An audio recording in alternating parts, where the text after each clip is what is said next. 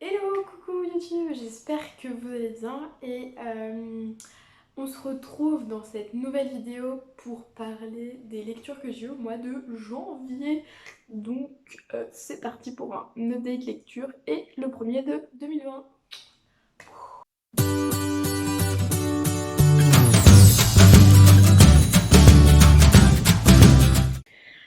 Alors, je vais prendre mon petit carnet de lecture pour essayer de refaire un peu tout ça dans l'ordre. D'ailleurs, je l'ai un peu décoré. Dites-moi si vous avez un carnet de lecture, je serais curieuse de savoir.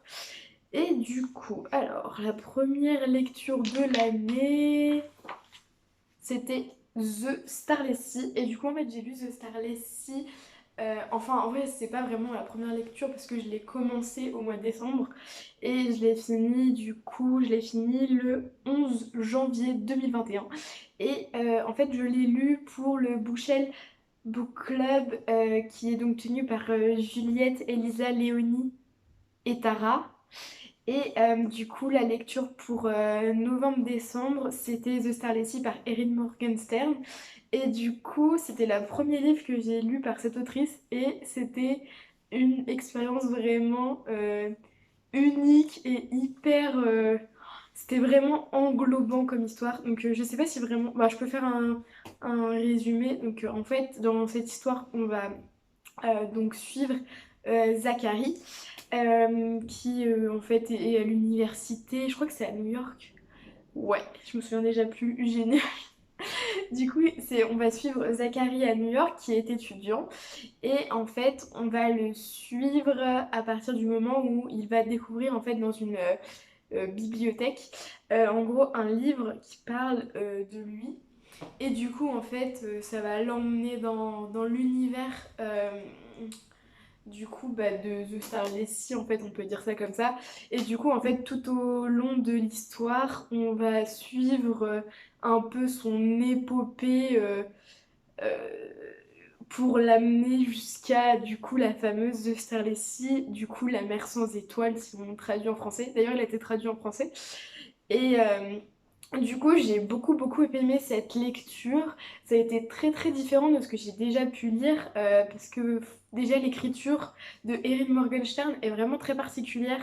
C'est hyper poétique et en même temps, enfin, c'est très dense comme écriture. Et vraiment, The Starless Sea, c'est un roman pour les amoureux de la lecture, les amoureux des livres. C'est vraiment une déclaration d'amour en fait pour les personnes qui aiment lire et qui aiment la lecture. C'est fou comme vraiment la lecture est hyper présente dans ce livre. En fait, c'est un livre sur les livres et les lecteurs et vraiment j'ai trouvé ça exceptionnel. Il y a vraiment des très très belles citations de ce livre. Du coup, si vous aimez la lecture, ce livre c'est vraiment une très très belle expérience et je vous recommande vraiment de le lire.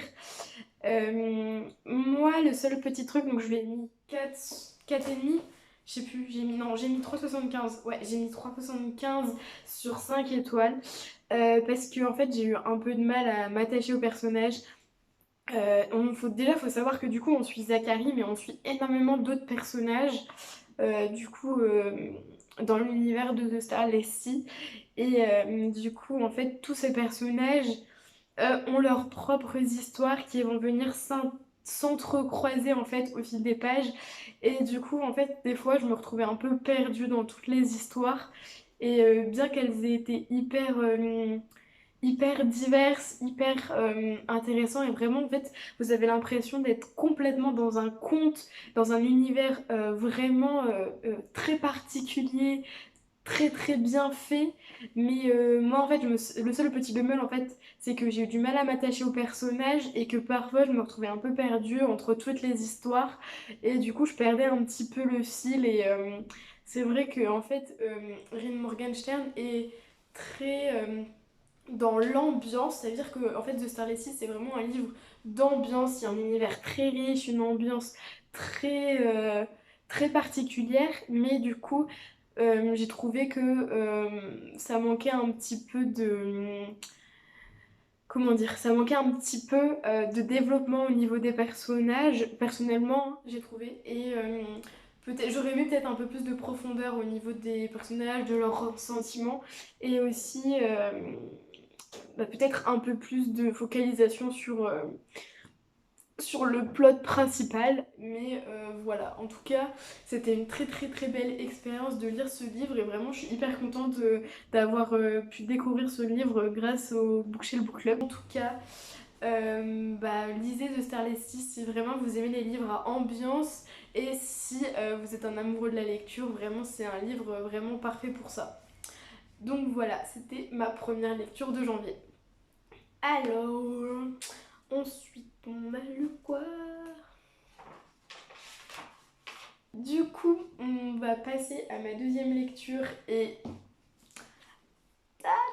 j'ai lu du coup le tome 2 de Akotar et du coup c'est A Court of Mist and Fury de Sarah Dimas et oh là là mon dieu, donc c'est un gros gros coup de cœur, c'est mon premier coup de cœur de 2021 et vraiment mais ce tome 2 il était tellement supérieur au tome 1. Donc je pense que tout le monde a à peu près vu Akotar passer partout sur Booktube, donc je vais pas faire un résumé, mais je vais juste vous dire que j'ai vraiment énormément aimé ce tome 2. Le tome 1 était bien, mais il était vraiment en fait très introductif au monde. Et du coup, ce tome 2 le surpasse, mais d'une puissance, genre vraiment, c'est... Si vous avez aimé le tome 1, mais alors le tome 2, c'est vraiment... Mais c'est trois fois le tome 1. Alors déjà, je trouvais ça vraiment génial parce que on en apprend énormément plus sur Pryciane. Du coup, en fait, c'est le royaume en fait des fées, donc tout simplement. Et du coup, on va découvrir plus les cours, du coup les courts, mais je sais pas comment ça a été traduit en français. Je crois que c'est les palais, mais du coup, je sais pas si vraiment c'est les palais. Donc bref, du coup, on en apprend plus sur les différentes régions en fait de Pryciane, notamment du coup à la cour de la nuit et la cour de l'été. Et vraiment, j'ai énormément aimé en apprendre plus sur l'univers et sur le royaume de Pryciane.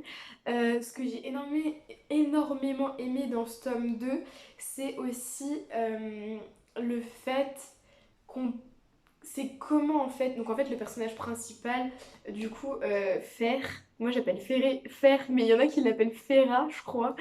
Et du coup, en fait, à la suite, donc dans le tome 1, à la fin du tome 1, elle a vécu quand même quelque chose d'assez traumatisant. Et du coup, en fait, dans ce tome 2, on va la suivre guérir en fait de ce traumatisme et on va voir que vraiment ça l'a vraiment blessée profondément et ça l'a vraiment marqué. Et du coup, j'ai énormément aimé la façon dont c'était traité. C'était hyper bien fait, c'était vraiment... Et je trouve ça rare parce que dans les fantaisies comme ça, généralement, on s'attache pas forcément au traumatisme que peuvent causer certaines scènes, certains plot twists dans le monde fantastique, parce que du coup, quelque part, c'est quand même perturbant pour les personnages de, de vivre ce genre de situation. Et du coup, là, j'ai vraiment bien aimé le fait que Sarah Dimas vraiment enfin pas nous décortique, mais en gros dépeint euh, le, enfin les syndromes post-traumatiques, comment on dit ça? En anglais c'est PTSD, mais en gros c'est pendant tout le tome 2, j'ai énormément aimé la façon dont Sarah Dimas montre l'évolution de Fer dans sa guérison face au traumatisme qu'elle a vécu dans le tome 1 et vraiment j'ai trouvé ça, ça m'a vraiment touchée parce que du coup j'ai trouvé ça vraiment intéressant que ce soit traité comme ça dans un monde fantastique et il y en a plein de livres qui devraient... Enfin, je trouve que ça devrait être de plus en plus généralisé dans les livres fantastiques comme ça. Et vraiment, j'ai énormément aimé ça. C'était vraiment important. D'ailleurs, du coup, en petit trigger warning, du coup, il y a quand même plusieurs choses. Du coup, il y a du sexe. Donc, si vous êtes sensible à ça, le tome 2, hein, faites attention. Il y a aussi, du coup, de l'anxiété. Comme je l'ai dit, traumatisme post-traumatique. Il y a aussi un peu de harcèlement sexuel, donc voilà, faut prendre ça en compte si jamais vous voulez vous lancer dans le tome 2. Parce que dans le tome 1, je trouve que ça reste encore soft, mais le tome 2, ça va beaucoup plus profondément, que ce soit dans les sentiments, etc. Et du coup, voilà, autre chose que j'ai énormément aimé, c'est évidemment Rissand. Voilà, clairement, je vais pas spoiler, mais clairement dans le tome 1, moi j'étais beaucoup. Enfin, en fait, moi j'aimais bien le couple, du coup, Tamlin et Fer. Et vraiment dans ce tome 2, mais. Ah non, Tamlin, je peux plus. Je vais pas spoiler, mais vraiment, il se passe un truc en fait au début de ce tome 2 qui fait que. Au début, j'avais peur de pas aimer le couple, du coup, Faysand. Mais en fait, la façon dont il a été amené, bah, j'étais plus du tout réfractaire, j'étais carrément. Bah, c'est sûr qu'il n'y a pas photo en fait. Genre, si vous lisez ce tome 2, vous comprenez pourquoi tout le monde est pour le couple Faysand et pourquoi dans le tome 1. Et pourquoi, voilà, enfin en fait quand vous lisez le tome 1, vous êtes là en mode ah quoi, moi je comprenais pas, j'étais en mode bah non, Tamlin, moi je l'aime bien, etc. et tout. Et ce tome 2, j'étais en mode ah non. Enfin bref, voilà.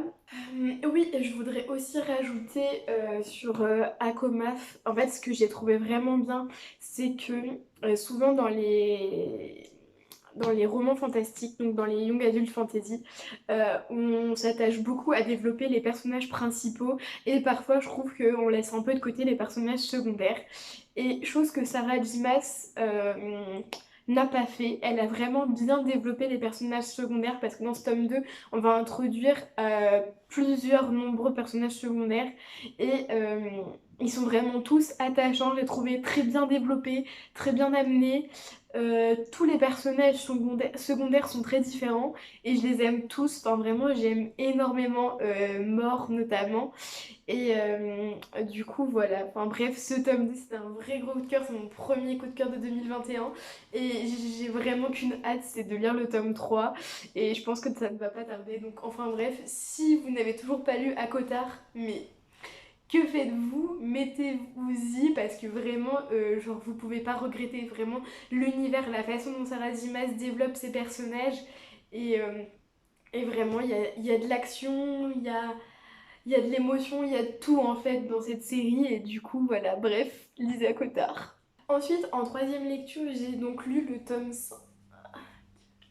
Ça me gratte. Oh. Du coup, en troisième lecture, j'ai lu le tome 5 de Harry Potter. Du coup, je l'ai lu en audiobook et vraiment, il fait 1000 pages. Même plus, je crois qu'il fait 1050 pages.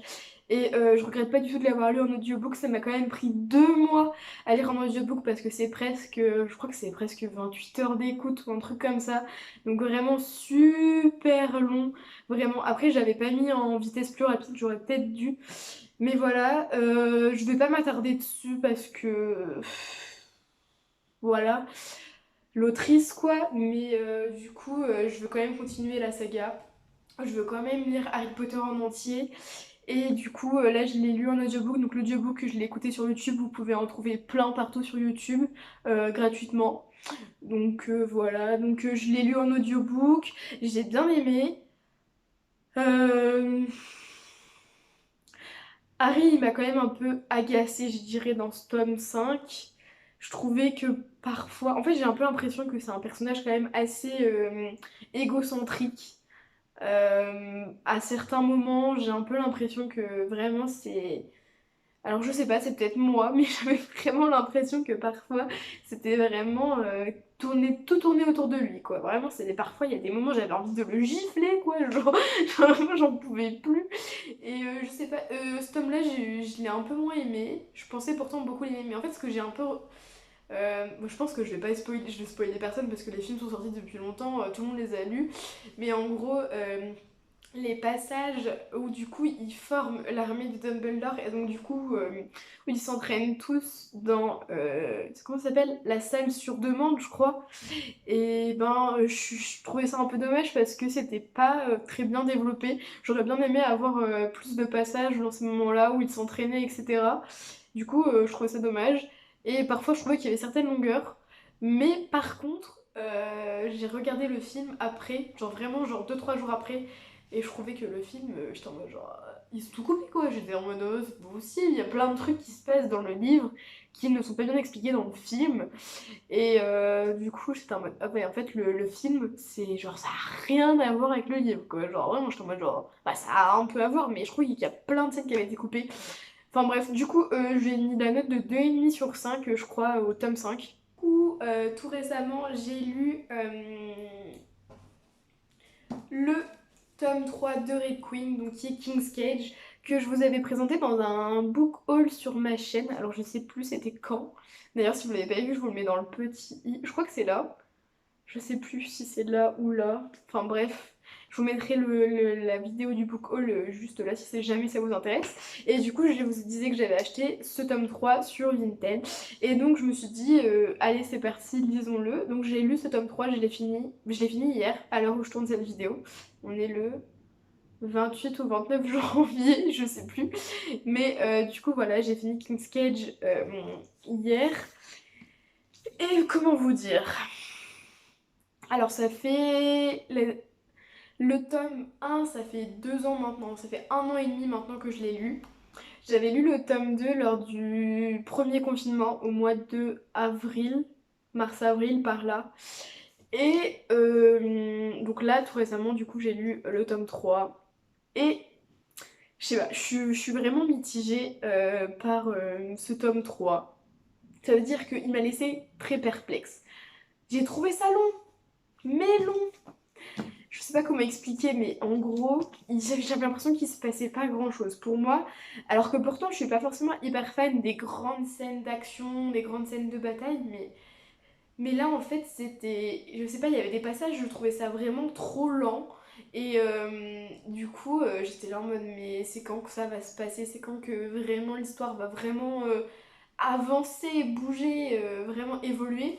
Et, euh, et je sais pas, j'ai trouvé ça long. En fait, genre, j'ai trouvé vraiment ça intéressant qu'à partir de, allez, la 350e page sur 500 pages. Donc ça veut dire que quand même, genre, les premiers 65% du livre, j'étais là en mode, genre, je lisais, mais juste pour lire, quoi. Genre, je sais pas. En fait, je trouve que il y avait du potentiel, mais que ça a été un peu mal exploité, je dirais, genre, comment dire? Déjà, il y a des relations entre les personnages, donc je sais pas si vous connaissez, mais du coup, vu que c'est le tome 3, je vais peut-être pas faire le résumé du tome 1, je vous laisserai aller voir sur Goodreads ou sur n'importe quel site pour voir un peu, mais du coup, en gros, la relation entre Mazen et du coup Mary Burrow. Mare, je sais pas comment on dit, enfin bref, et du coup, je pensais qu'elle allait évoluer un peu plus,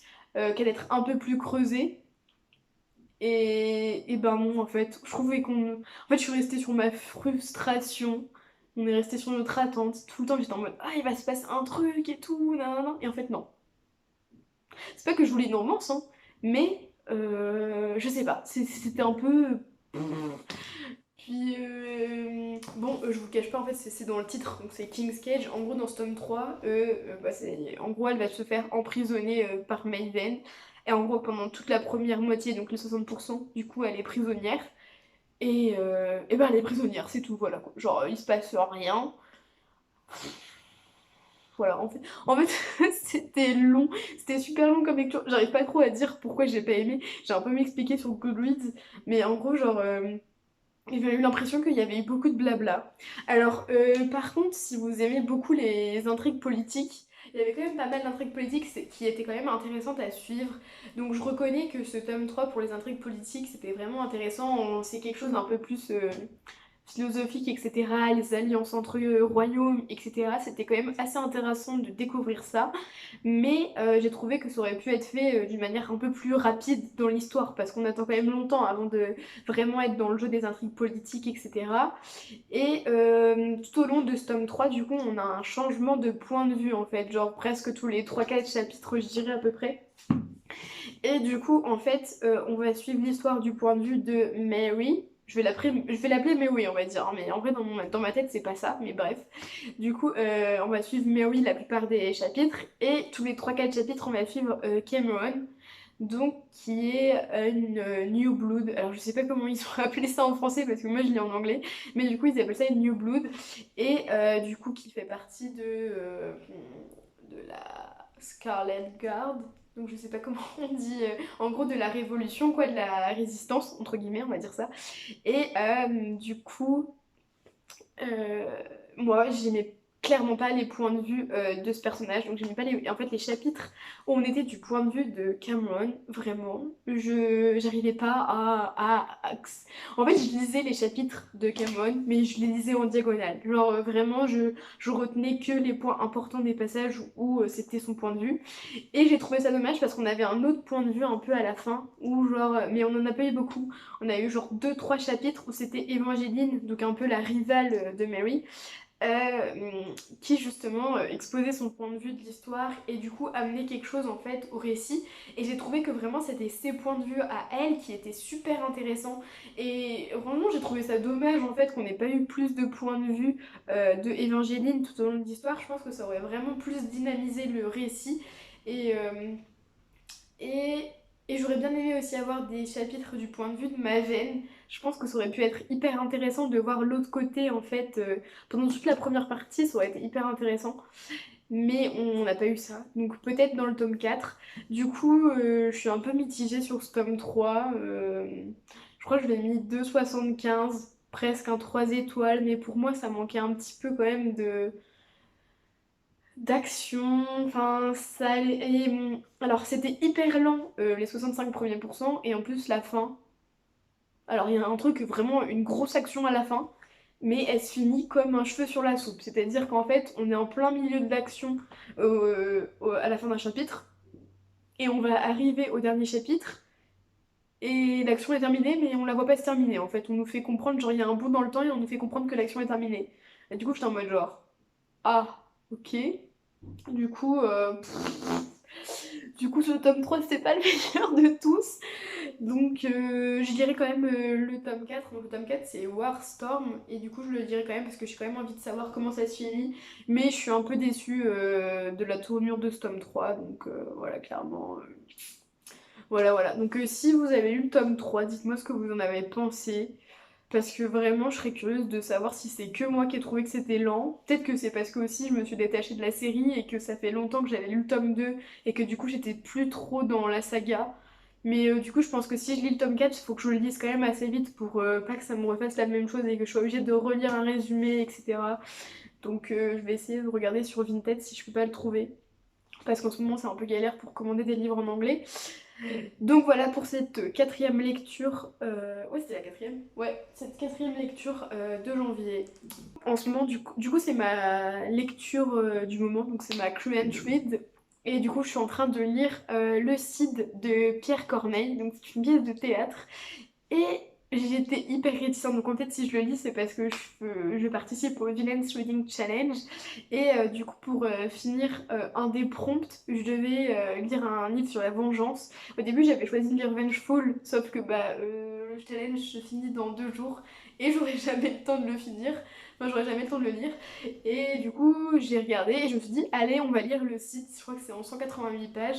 Et je l'ai commencé aujourd'hui. J'en suis à peu près à un tiers de la pièce de théâtre. Et franchement, j'aime beaucoup. Je suis hyper surprise. Je pensais pas aimer autant. Donc je vous ferai peut-être un petit update lecture sur... Enfin, un petit update sur ce que j'en pense sur mon Instagram. Mais franchement, j'aime énormément. Ça fait hyper longtemps que j'avais pas lu du théâtre. Ça me rappelle un peu mes cours de français quand j'étais au lycée, en première, pour le bac de français. Et vraiment, genre, c'est hyper bien écrit, j'aime beaucoup, c'est très poétique, il y a vraiment... Et c'est pas juste du flan. Genre en fait j'avais un peu peur que ça soit trop romantique ou vraiment écrit différemment. Et non franchement je suis surprise, j'aime beaucoup. Donc voilà, c'est tout pour mon petit update lecture de janvier. C'est tout pour cette vidéo. Dites-moi votre plus gros coup de cœur de janvier. Et puis on se retrouve dans une prochaine vidéo.